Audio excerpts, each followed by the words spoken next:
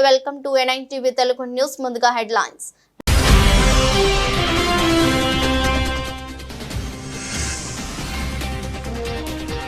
పట్టాలపైకి మరో 3 వందే భారత్ రైలు ప్రారంభించిన ప్రధాని మోదీ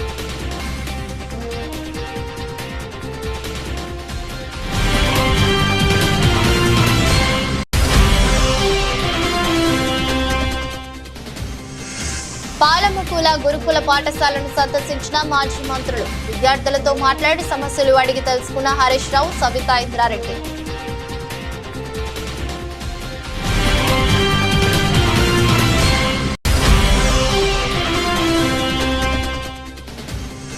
ఫుడ్ పాయిజన్ తో ఆసుపత్రి పాలైన జాముగుడ్డ గిరిజన సంక్షేమ ఆశ్రమ పాఠశాల విద్యార్థులు గట్టపై ఆరాధిస్తున్న బీజేపీ ఎంపీ పురంధేశ్వరి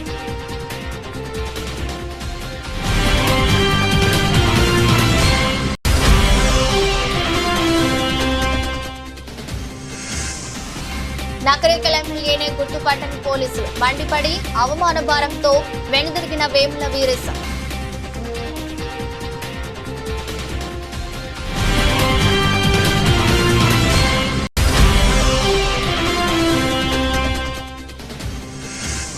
భారత అండర్ 19 జట్టులోకి రాహుల్ ద్రవిడ్ కుమారుడు స్వదేశంలో ఆస్ట్రేలియాతో మల్టీ ఫార్మాట్ సిరీస్ ఆడుతున్న భారత్ అండర్ 19 జట్టు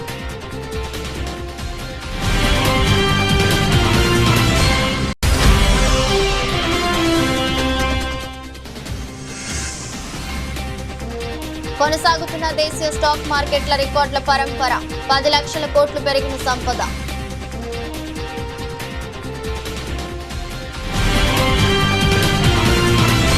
దేశంలో కొత్తగా మరో 3 వందే భారత్ రైళ్లు పట్టాలెక్కాయి.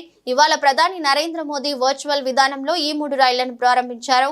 దాంతో దేశంలో ప్రయాణికులకు అందుబాటులోకి వచ్చిన వందే భారత్ రైళ్ల సంఖ్య 54 చేరింది. ఇప్పటికే 51 రైళ్లు అందుబాటులో ఉండగా ఇవాళ లాంచ్ 3 రైళ్లతో కలిపి వాటి సంఖ్య 54 చేరింది. కొత్తగా ప్రారంభమైన 3 వందే భారత్ రైళ్లతో ఉత్తరప్రదేశ్, తమిళనాడు, కర్ణాటక రాష్ట్రాల ప్రజలు ప్రయోజనం పొందనున్నారు. ఎందుకంటే ఆ 3 రైళ్లలో ఒకటి మీరిట్ లక్నో మార్గంలో నడవనుండగా మరొకటి మదురై, బెంగళూరు, ఇంకొకటి చెన్నై, నాగర్ కోయల్ మార్గాల్లో ప్రయాణికులకు సేవలు అందించనున్నాయి. కాగా వందే భారత్ రైళ్లలో ప్రయాణించాలంటే టికెట్ ఛార్జీలు ఎక్కువైనా సమయం కలిసి వస్తోంది. దాంతో ఈ రైళ్లకు ఆదరణ పెరుగుతోంది. बीते वर्षों में रेलवे ने अपनी मेहनत से दशकों पुरानी समस्याओं के समाधान की उम्मीद जगाई है, लेकिन अभी हमें इस दिशा में बहुत लंबा सफर तय करना है. हम तब तक नहीं रुकेंगे जब तक भारतीय रेल गरीब, मध्यम वर्ग सभी के लिए सुखद यात्रा की गारंटी नहीं बन जाती. मुझे विश्वास है देश में हो रहे इंफ्रास्ट्रक्चर का ये विकास गरीबी को समाप्त करने में बड़ी भूमिका निभाएगा. రంగారెడ్డి జిల్లా పాలమకుల గురుకుల పాఠశాలను మాజీ మంత్రి ఎమ్మెల్యే హరీష్ రావు, మాజీ మంత్రి సబితా ఇంద్రారెడ్డి ఇతర నాయకులు చేరుకున్నారు. అనంతరం హరీష్ రావు, సబితా ఇంద్రారెడ్డి విద్యార్థులతో మాట్లాడి సమస్యలు అడిగి తెలుసుకున్నారు. పాలమకుల గురుకుల విద్యార్థులు సబితా ఇంద్రారెడ్డి, హరీష్ రావులతో తమ బాధలు చెప్పుకొని బోరన విలపించారు. అనంతరం మాజీ మంత్రి హరీష్ రావు మాట్లాడుతూ విద్యార్థుల పరిస్థితి చూస్తే బాధేస్తుందని, విద్యార్థులు కన్నీళ్లు పెట్టుకుంటున్నారని అన్నారు. అన్నంలో, పప్పులో పురుగులు వస్తున్నాయంటే తీసి తినమని కొడుతున్నారని చెప్పారని పేర్కొన్నారు.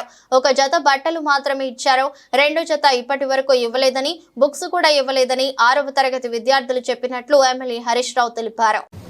ఆ పిల్లలు అసలు వాళ్ళ కళ్ళల్లో నీళ్లు కారిపోతా ఉన్నాయి, ఏడ్చేస్తున్నారు, దుఃఖాన్ని ఆపుకోలేకపోతున్నారు. పిల్లలు భయంతో వణికిపోతా ఉన్నారు. మళ్ళీ మీరు పోయిన తర్వాత మమ్మల్ని కొడతారేమో, మమ్మల్ని ఇప్పటికే విపరీతంగా మరి కర్రలు విరిగిపోయేటట్టు కొడుతున్నారని చెప్పి పిల్లలు ఏడ్చుకుంటూ ఈరోజు చెప్పడం జరిగింది. అంటే ఈరోజు నిజంగా ఆ పిల్లల పరిస్థితి చూస్తుంటే మాకు కూడా కళ్ళల్లో నీళ్లు ఆగడం లేదు. అన్నంలో పురుగులు వస్తూ ఉన్నాయి, పప్పులో పురుగులు వస్తూ ఉన్నాయి, సాంబార్ నీళ్లు లాగా ఉన్నది. అసలు పురుగులు వస్తున్నాయి సార్ అంటే పురుగులు తీసేసి తినండి అని మమ్మల్ని కొడతా ఉన్నారని ఆ పిల్లలు తమ బాధను వెలిబుచ్చుతా ఉన్నారు. పాఠాలు సరిగా చెప్పడం లేదు, అందరూ గైడ్లు పెట్టుకొని పరీక్ష రాయమంటున్నారు. అటు విద్య లేదు, ఇటు భోజనము లేదు, కనీస సౌకర్యాలు కూడా లేవని చెప్పి పిల్లలు చాలా బాధపడతా ఉన్నారు. 6వ తరగతి పిల్లల్ని అడిగితే ఒక జత బట్టలు మాత్రమే ఇచ్చారు, ఇంకా 2వ జత బట్టలు రానే లేదు అని చెప్పి 6వ తరగతి పిల్లలు చెప్తా ఉన్నారు. బుక్స్ కూడా పార్ట్ 1 పార్ట్ 2లో ఒకరికి పార్ట్ 1 ఇచ్చి ఇంకొకరికి పార్ట్ 2 ఇచ్చి ఇద్దరు కలిపి చదువుకోండి అంటున్నారు. పూర్తిగా పుస్తకాలు కూడా పిల్లలకు అందినటువంటి పరిస్థితి లేదు. బట్టలు రావు, పుస్తకాలు రావు, కడుపు నిండా భోజనం పెట్టే పరిస్థితి లేదు. ఇలా గతంలో కేసీఆర్ గారు సన్న బియ్యంతో కడుపు నిండా అన్నం పెడితే ఇలా గొడ్డు కారం పెడుతున్నారు. మీరు ప్రతిరోజు కోడిగుడ్డు ఇచ్చే మెనూను పెడితే వారంకు 2 రోజులు మాత్రమే కోడిగుడ్లు ఇస్తున్నారు. అది కూడా ఆ కోడిగుడ్డు కూడా నీళ్లు వాసన వస్తుంది, మేము తినలేకపోతున్నాము అని చెప్పి పిల్లలు చాలా బాధపడుతున్నటువంటి పరిస్థితి ఉంది. అంటే ఈ ప్రభుత్వం వచ్చిన తర్వాత గురుకులాలను, ముఖ్యంగా కస్తూర్బా పాఠశాలల్ని, ఎస్సీ ఎస్టీ బీసీ మైనార్టీ పాఠశాలల్ని నిర్లక్ష్యం చేస్తారు. ప్రభుత్వ కార్యక్రమానికి హాజరైన ఎమ్మెల్యేని పోలీసులు గుర్తుపట్టకపోవడం నల్గొండలో చర్చనీయాంశమవుతోంది. పలు అభివృద్ధి పనుల శంకుస్థాపన నిమిత్తం మంత్రులు సహా ఉమ్మడి నల్గొండ జిల్లాకి చెందిన పలువురు ప్రజాప్రతినిధులు భువనగిరికి వెళ్లారు. ఈ క్రమంలో నకరేకల్ ఎమ్మెల్యే వేముల వీరేశానికి చేదు అనుభవం ఎదురైంది. మంత్రులు ఉత్తమ్ కుమార్ రెడ్డి, పొంగులేటి శ్రీనివాస్ రెడ్డి నిన్న భువనగిరిలో పర్యటించారు. ఈ సందర్భంగా పార్లమెంట్ నియోజకవర్గ స్థాయి నీటిపారుదల శాఖ పనులపై మంత్రులు సమీక్ష నిర్వహించారు. వారంతా ప్రత్యేక హెలికాప్టర్లో భువనగిరికి చేరుకున్నారు. హెలిప్యాడ్ వద్దకు చేరుకోగానే మంత్రులకు స్వాగతం పలికేందుకు ఉమ్మడి నల్గొండ జిల్లాకు చెందిన ప్రజాప్రతినిధులు క్యూ కట్టారు. అయితే వారికి స్వాగతం పలికేందుకు హెలిప్యాడ్ వద్దకు వెళ్లిన వేముల వీరేశాన్ని పోలీసులు అడ్డుకున్నారు. దీంతో తీవ్ర ఆగ్రహానికి గురైన ఎమ్మెల్యే పోలీసులకు కామన్ సెన్స్ ఉండదా అంటూ అసహనం వ్యక్తం చేశారు. ఎమ్మెల్యేని గుర్తుపట్టే స్థాయిలో పోలీసులు లేరా అంటూ ఆగ్రహించారు. అక్కడే ఉన్న ప్రభుత్వ విప్ బీర్లాయిలయ్య భువనగిరి ఎమ్మెల్యే అనిల్ కుమార్ రెడ్డి కలగజేసుకుని సముదాయించే ప్రయత్నించారు. పోలీసులకు కామన్ సెన్స్ ఉండదా, ఎవరు ఎమ్మెల్యేనో ఎవరు కాదో తెలియదా అని వీరేశం విరుచుకుపడ్డారు. నేతలు చెప్పిన వినకుండా అలకబూని అక్కడి నుంచి వెళ్లిపోయారు.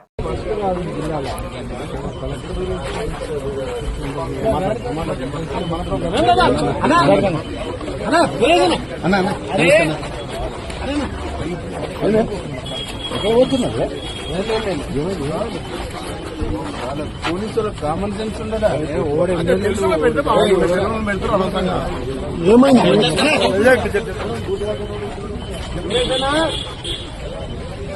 అల్లూరి జిల్లా డుంబ్రిగూడ మండలం కోరాయి పంచాయతీ జామగూడ గిరిజన సంక్షేమాశ్రమ పాఠశాల విద్యార్థులకు ఫుడ్ పాయిజన్ తో ఆసుపత్రి పాలయ్యారు. ఈ ఘటనపై జిల్లా కలెక్టర్ దినేష్ కుమార్ తో బీజేపీ ఎంపీ పురంధేశ్వరి ఫోన్ లో మాట్లాడారు. ప్రస్తుతం చికిత్స పొందుతున్న విద్యార్థుల పరిస్థితి అడిగి తెలుసుకుని తగు చర్యలు తీసుకోవాలని సూచించారు. 61 మంది. ఓకే, ఏంటండి కాజ్ ఏంటండి?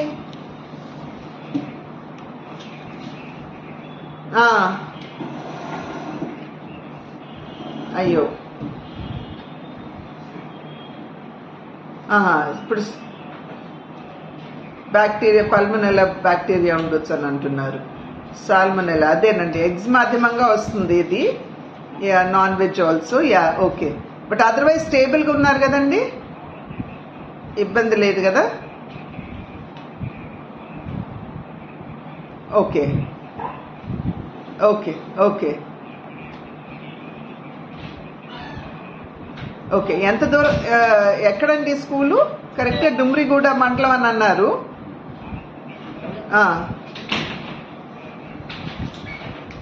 2-3 కిలోమీటర్ లోపల ఉంటుంది అరకు మెయిన్ రోడ్ నుండి. Okay okay.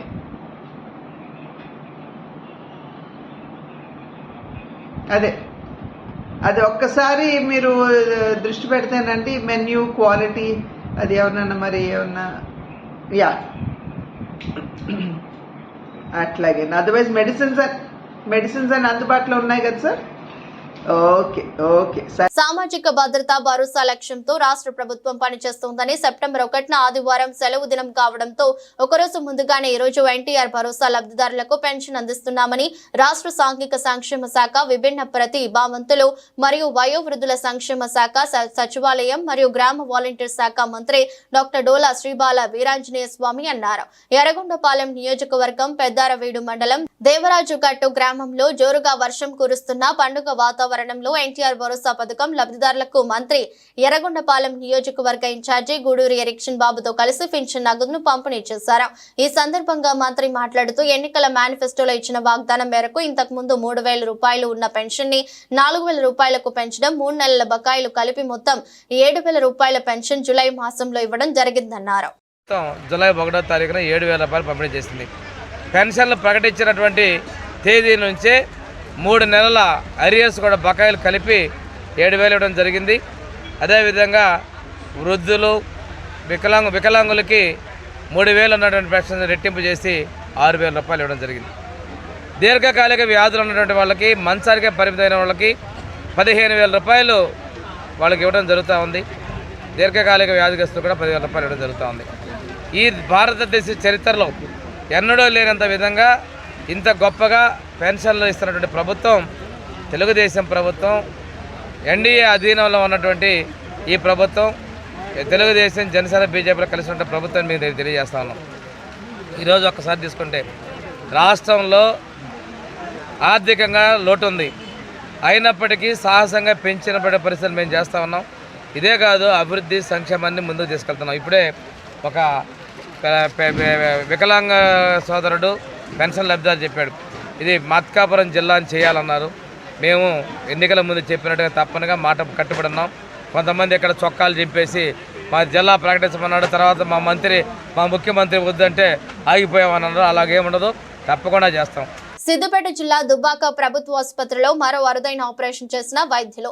సిద్దిపేట జిల్లా దుబ్బాక ప్రభుత్వ ఆసుపత్రిలో శుక్రవారం రోజున డాక్టర్ హేమరాజ్ సింగ్ ఆధ్వర్యంలో మరో అరుదైన ఆపరేషన్ చేసి మహిళా కడుపులో నుండి 4 కిలోల ఫైబ్రాయిడ్ గడ్డతో పాటు గర్భసంచిని తొలగించారు. దుబ్బాక పట్టణానికి చెందిన కంచర్ల లక్ష్మి మహిళ గత కొన్ని రోజులుగా కడుపు నొప్పితో బాధపడుతుండగా వైద్య పరీక్షల అనంతరం శుక్రవారం మహిళకు ఆపరేషన్ చేసి గడ్డను తొలగించారు.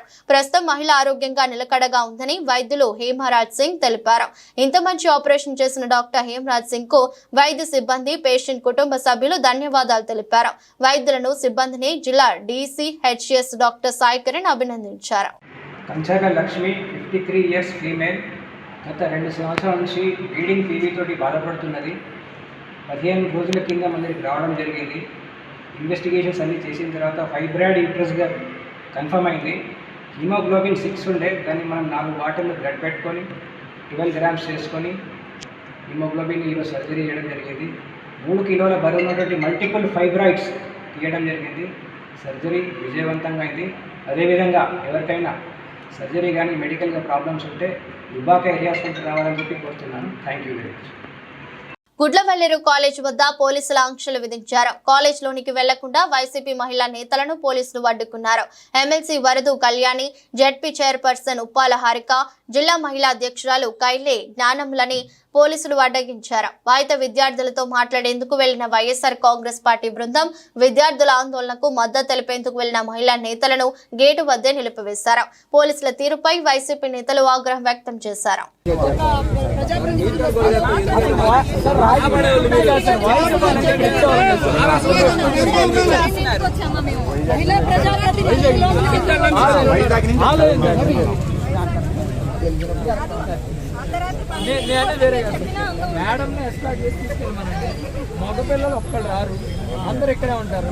ఇక్కడున్న స్టూడెంట్స్ అందరితో కూడా ప్రతి ఫ్లోర్లో కూడా అన్ని వాష్రూమ్స్ అన్నీ కూడా చూడడం జరిగింది, పరిసరాలన్నీ చూడడం జరిగింది. అదేవిధంగా విద్యార్థినీలతో ఎవరైతే ఇక్కడ ప్రొటెక్ట్ చేస్తున్నారో విద్యార్థినీలతో అందరితో కూడా మాట్లాడడం జరిగింది. వారి సంబంధించి చెప్పడం కూడా చాలా సంగతులు చెప్తున్నారు. ఇక్కడ మినిమం నామ్స్ అన్నవి ఈ హాస్టల్ పాటించలేదు అన్నది మాత్రం ఫస్ట్ తెలుసుకోవాల్సిన అంశం. ఏదైతే ఖచ్చితంగా ఇంతమంది ఆడపిల్లలు ఉన్న ఒక హాస్టల్లో ఒక ఫ్లోర్కు ఒకరు కానీ ఇద్దరు కానీ మహిళా వార్డెన్స్ ఉండాలి, ఇన్ఛార్జెస్ ఉండాలి అన్న నామ్ ఎక్కడా కూడా ఇక్కడ పాటించట్లేదు. అదేవిధంగా సీసీ క్యామ్స్ ఏదైతే వాళ్ళ ప్రొటెక్షన్ కోసం ఉపయోగించాల్సిన సీసీ క్యామ్స్ పనిచేయట్లేదు, కానీ వాళ్ళు చెప్తున్నది ఏంటంటే మా బాత్రూమ్స్లో క్యామ్స్ ఉన్నాయి అంటున్నారు.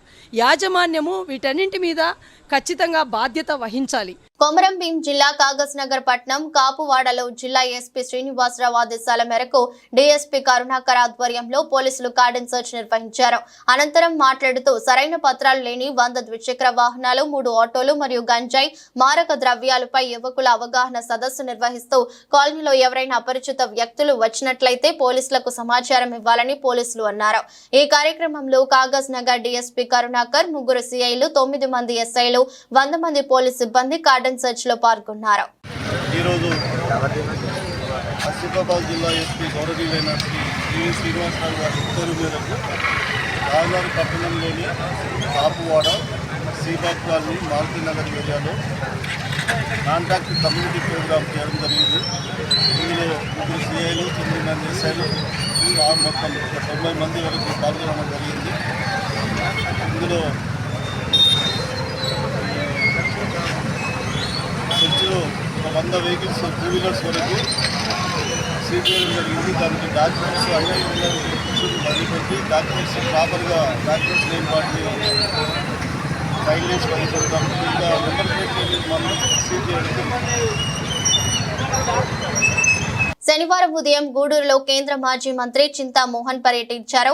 అనంతరం ఆయన మీడియాతో మాట్లాడుతూ కేంద్ర రాష్ట్ర ప్రభుత్వాల వైఫల్యాలు, విధానాలపై ధ్వజమెత్తారు.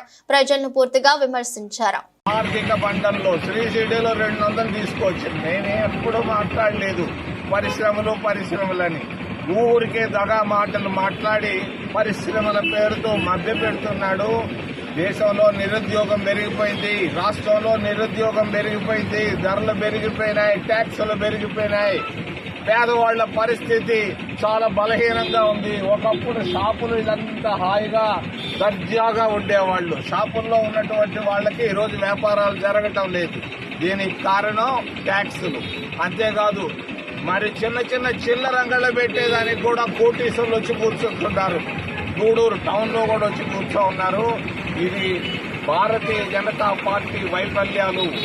తప్పనిసరిగా కాంగ్రెస్ ప్రభుత్వం ఆంధ్రప్రదేశ్ రాష్ట్రంలోనూ ఢిల్లీలోనూ తప్పకుండా వస్తుంది.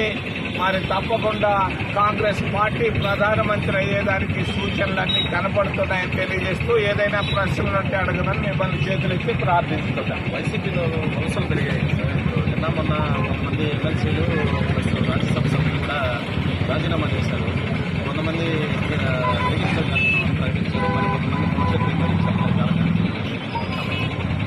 వైసీపీ పార్టీ అనేది కాంగ్రెస్ పార్టీలో నుంచి వెళ్లారు. అది ఒక సిద్ధాంతం. తెలంగాణ రాష్ట్రంలో ఏ మున్సిపాలిటీలో లేని విధంగా ప్రస్తుత పాలకవర్గం పన్నులను పెంచి గత బీఆర్ఎస్ ప్రభుత్వంపై రుద్దడం క్షమించరాని నేరమని మాజీ municipal chairman Bondi Ravinder Goud municipal పాలకవర్గంపై ఆగ్రహం వ్యక్తం చేశారు. పెంచిన పన్నులకు ప్రభుత్వం తరపున ఏదైనా సర్కులర్ ఉంటే ప్రజల ముందు ఉంచాలన్నారు. చైర్మన్ అవిశ్వాస తీర్మానానికి సంబంధించి న్యాయవాదికి అయ్యే 5 లక్షల రూపాయలను ప్రజలు చెల్లించే పన్నుల నుండి ఖర్చు చేయడం సిగ్గుచేటన్నారు. అలాగే బోరు మోటార్లు రిపేరుకు 15 లక్షలు ఖర్చు చేశామని జేబులు నింపుకోవడం ప్రస్తుత పాలకవర్గ అవినీతి పాలనకు చక్కటి నిదర్శనమన్నారు. మున్సిపల్ పాలకవర్గ అవినీతి చట్టాన్ని ప్రజల ముందు ఉంచే రోజు త్వరలోనే వస్తుందని బొంది రవీందర్ గౌడ్ హెచ్చరించారు. ఉన్నప్పుడు ఇంకా కష్టపెట్టే విధంగా పార్టీ మారి ఎక్కడ గెలిచారు, ఎక్కడున్నారు నిజమైన నాయకులు? మేము ఎక్కడైతే గెలిచినామో ఎన్ని కష్టాలు వచ్చినా, ఎన్ని కేసులు పెట్టినా, ఎన్ని దొంగ కేసులు పెట్టినా పార్టీకి కట్టుబడి ఇదే పార్టీలో కొనసాగుతున్న మేమా మీరా? మీ నుంచి నేర్చుకుంటారా? తూప్రాన్ ప్రజలు నవ్వుకుంటున్నారు మీరు మాట్లాడే మాటలకు. కాబట్టి తస్మాత్ జాగ్రత్త. పరిపాలన చేయని శాత కాకపోతే చేయకండి. కానీ ఈ పన్నులకు ఉన్న మీరు పెంచి మా పార్టీ మీద నిందలు వేయడం మరి కరెక్ట్ కాదు. ప్రజలందరూ కూడా గమనించాలి. అడ్డగోలుగా తెలంగాణ రాష్ట్రంలో ఎక్కడ కూడా మరి ఏ మున్సిపాలిటీలో కూడా పెంచలేదు. దానికి ఒక నోటిఫికేషన్ జారీ చేయాలి. ఇది చట్టం 2019 మున్సిపల్ యాక్ట్ చట్టం చెప్తుంది. ఒకవేళ మీరు రివిజన్ చేయాల్సి ఉంటే నోటిఫికేషన్ ఇవ్వాలి చట్ట ప్రకారం. అది కాకుండా ఇవాళ బుకాయింపులా? ఎక్కడున్నది? ఎక్కడ సర్క్యులర్ ఉందా మీ దగ్గర? ఎక్కడి నుంచి ఉన్నది? ఏ విధంగా పెంచారు? చేతనవుతుందా కాదా? ప్రజల గొంతుకై తప్పకుండా ముందుకు పోతాం. మమ్మల్ని మీరు ఎన్ని కేసులు పెట్టినా, ఎన్ని అరెస్టులు చేసినా, దేనికైనా రాజకీయాలకు వచ్చినప్పుడు అన్నిటికీ సిద్ధమై వచ్చాం. రాజకీయాల్లో వెనకడుగేసే ప్రశ్నే లేదని ఈ సందర్భంగా తెలియజేస్తాం. మేము మాట్లాడింది ఎంత సభ్యతగా, ఎంత మీకు మాట్లాడితే మీరు మాట్లాడింది ఏంది అంత నోరు వారేసుకోవడమా? ఇదా నువ్వు చేయి పెయింటర్ సీను, నన్ను జైలు వేస్తావా, నువ్వు దాడులు చేపిస్తావా, నువ్వు నన్ను అంతమొందిస్తావా, నన్ను జాగ్రత్త అని హెచ్చరిస్తున్నావు కదా. తప్పకుండా నువ్వు ఇష్టం వచ్చిన చర్యలు నా మీద తీసుకో, నీ ఇష్టం వచ్చిన పని చేసుకో. నీకు భయపడేటోడు ఎవరు లేడీడా. ఏం చేసినా అతి చేసిన ప్రతి ఒక్కరిని కూడా వడ్డీ చక్రవడ్డీతో సహా తప్పకుండా చెల్లిస్తాం.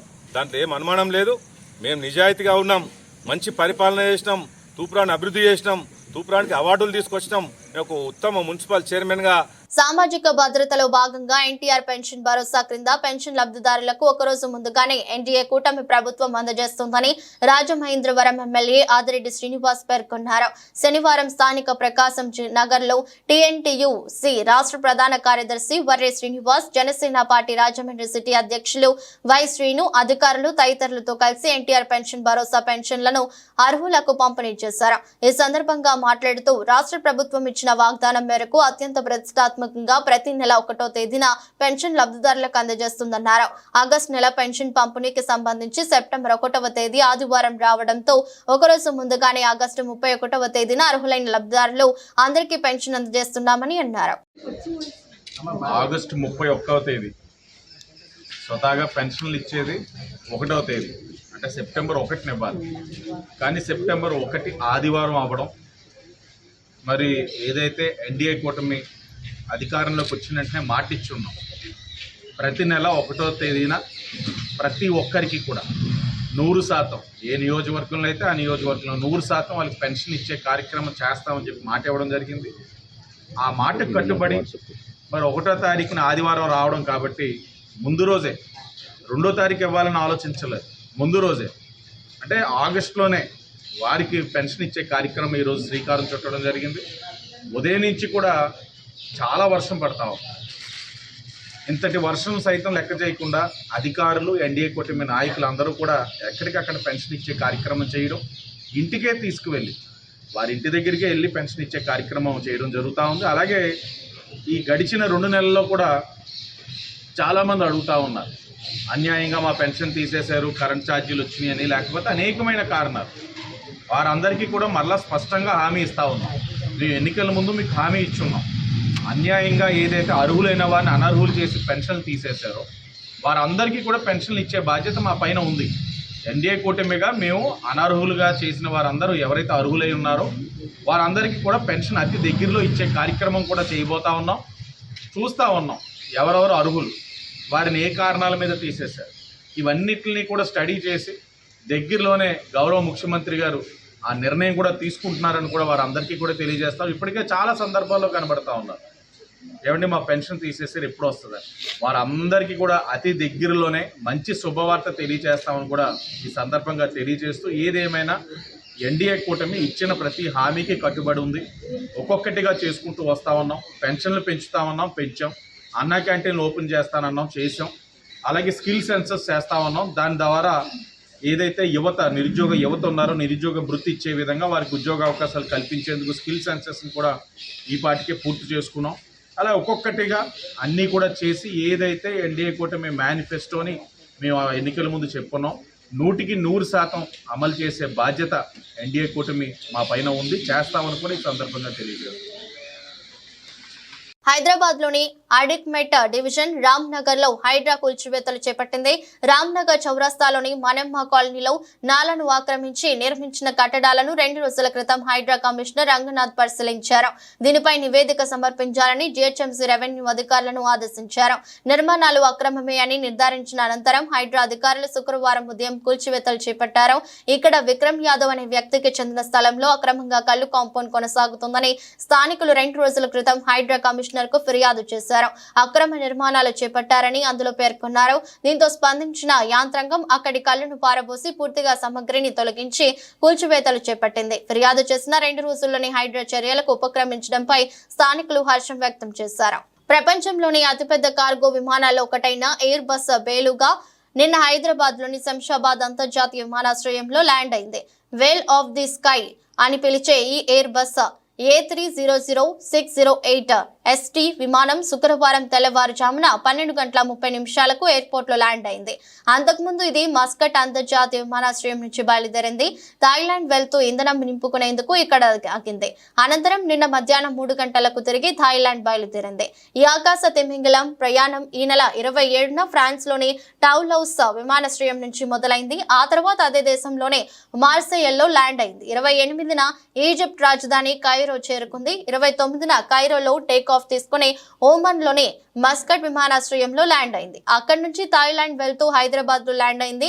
ఎయిర్ బస్ బేలుగా హైదరాబాద్ కు రావడం ఇది మూడోసారి. డిసెంబర్ 2022, ఆగస్టు 2023లో 2 సార్లు శంషాబాద్ లో ల్యాండ్ అయింది. ఈ విమానాన్ని 1995లో తొలిసారి పరిచయం చేశారు. టీమిండియా మాజీ కోచ్ కెప్టెన్ రాహుల్ ద్రవిడ్ కుమారుడు సమిత ద్రవిడ్ స్వదేశంలో ఆస్ట్రేలియాతో జరిగే మల్టీ ఫార్మాట్ సిరీస్ కోసం తొలిసారి భారత్ అండర్-19 జట్టులో చోటు దక్కించుకున్నారు. ఇక ఈ మల్టీ సిరీస్ లో భాగంగా భారత్ అండర్-19 జట్టు సెప్టెంబర్ 21, 23, 26 తేదీల్లో పుదుచ్చేరిలో జరిగే 3 50 ఓవర్ల మ్యాచ్లలో ఆస్ట్రేలియా అండర్-19 జట్టుతో తలపడుతుంది. ఆ తర్వాత సెప్టెంబర్ 30 మరియు అక్టోబర్ 7న చెన్నైలో 2 4 రోజుల మ్యాచ్లు ఆడుతుంది. యూపీకి చెందిన మహమ్మద్ ఆమన్ 50 ఓవర్ల జట్టుకు కెప్టెన్ గా వ్యవహరించబోతున్నారు. అలానే మధ్యప్రదేశ్ కు చెందిన సోహామ్ పట్వర్ధన్ 4 రోజుల మ్యాచ్లకు జట్టుకు నాయకత్వం వహిస్తారు.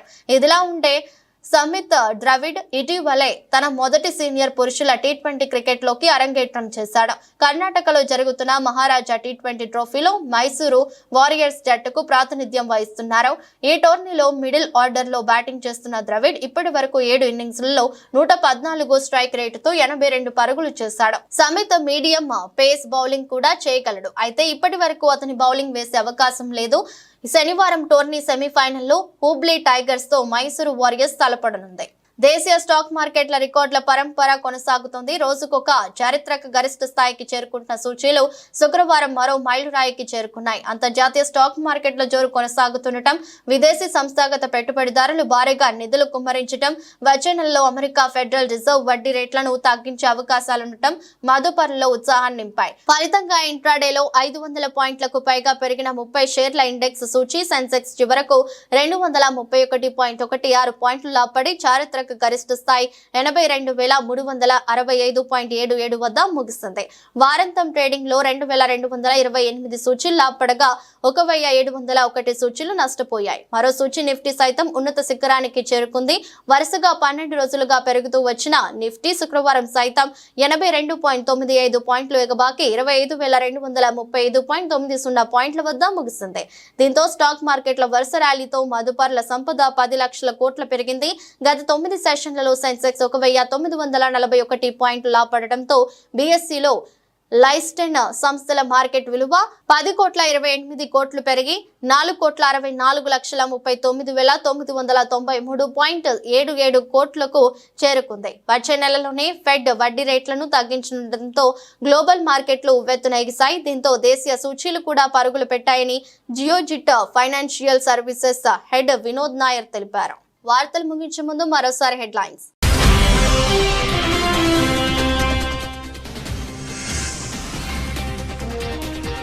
పట్టాలపైకి మరో 3 వందే భారత్ రైలు ప్రారంభించిన ప్రధాని మోదీ.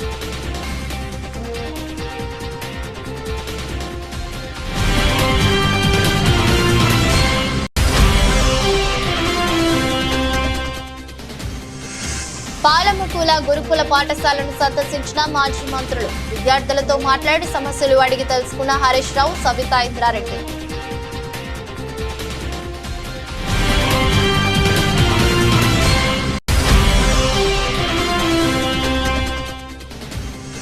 ఫుడ్ పాయిజన్ తో ఆసుపత్రి పాలైన జాముగుడ్డ గిరిజన సంక్షేమ ఆశ్రమ పాఠశాల విద్యార్థులు. గట్టపై ఆరాధిస్తున్న బీజేపీ ఎంపీ పురంధేశ్వరి.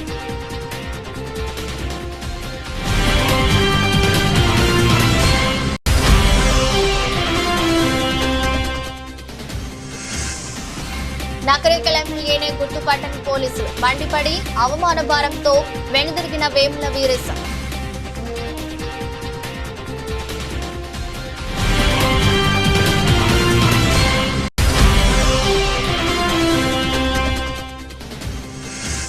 భారత అండర్-19 జట్టులోకి రాహుల్ ద్రవిడ్ కుమారుడు. స్వదేశంలో ఆస్ట్రేలియాతో మల్టీ ఫార్మాట్ సిరీస్ ఆడుతున్న భారత్ అండర్ 19 జట్టు.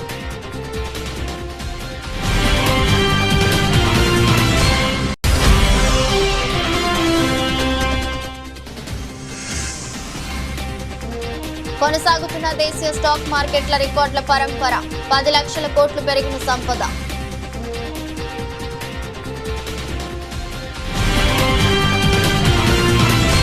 ఈ దృష్టి బులెటిన్ మరో బులెటిన్ మళ్ళీ కలుద్దాం. అంతవరకు సెలవు. నమస్కారం.